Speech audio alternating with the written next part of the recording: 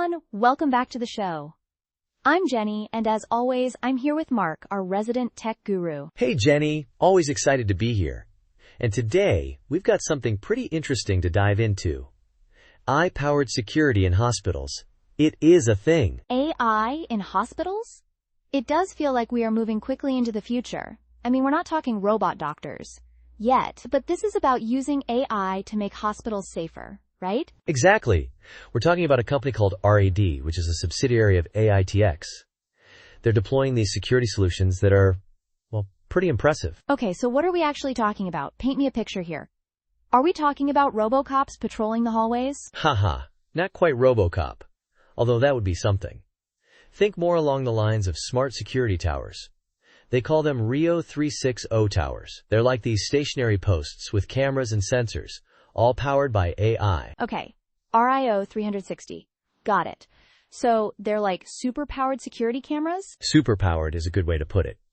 They use computer vision and this thing called Autonomous Intelligent Response, or AIR, to detect potential threats.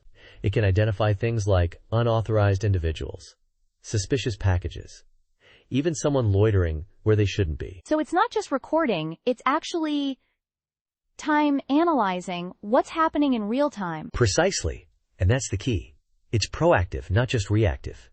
It can alert security personnel times before something becomes a major issue. That makes a lot of sense, especially in a hospital environment where things can escalate quickly. What else are they using besides these towers? They also have these smaller, mobile units called ROSA devices. They're like compact security guards that can be placed in strategic locations, like entrances or waiting areas. ROSA. So RIO and ROSA. It sounds like a security duo? It kind of is. And then there's Rad Light My Way, which is a system that improves lighting and provides a safe, well-lit path for staff and visitors, especially at night. So better lighting, constant surveillance, and proactive threat detection. It sounds comprehensive, but what about the cost? Hospitals aren't exactly known for having unlimited budgets. That's the really interesting part. They claim cost savings of 35 to 80% compared to traditional security methods. Whoa, seriously? That's a huge difference. How is that even possible? Well, you're reducing the need for as many human security guards. The AI is doing a lot of the monitoring and initial threat assessment. It's a force multiplier, basically. So fewer security guards, but more efficient security. I can see how that would translate to cost savings. But are we just taking their word for it? Is there any real-world evidence that this is actually working? Yeah, there's a case study from Scotland Memorial Hospital. They deployed RAD solutions, and the results are pretty compelling. Okay, tell me more about Scotland Memorial. What kind of improvements did they see? They saw a significant reduction in things like theft and vandalism, around 45%. And, maybe even more importantly, they saw a big drop in staff assault reports, over 30%. That's incredible. That's not just about saving money, it's about making the hospital a safer place for everyone, especially the staff who are often on the front lines. And their visitor satisfaction scores went up too. People feel times safer when they see these kinds of security measures in place. It makes sense. But I'm always a little wary of anything that involves constant surveillance. What about patient privacy? Are there any safeguards in place? That's a valid concern. From what I understand, they're very conscious of HIPAA regulations. They specifically avoid using facial recognition, for example. Okay, that's good to hear. But even without facial recognition, AI is still analyzing behavior, right? Is there a risk of, say, misinterpreting someone's actions and creating a false alarm? There's always that potential. But that's where the Autonomous Intelligent Response, the AIR, comes in. It's designed to be very sophisticated in how it analyzes behavior, looking for patterns and anomalies.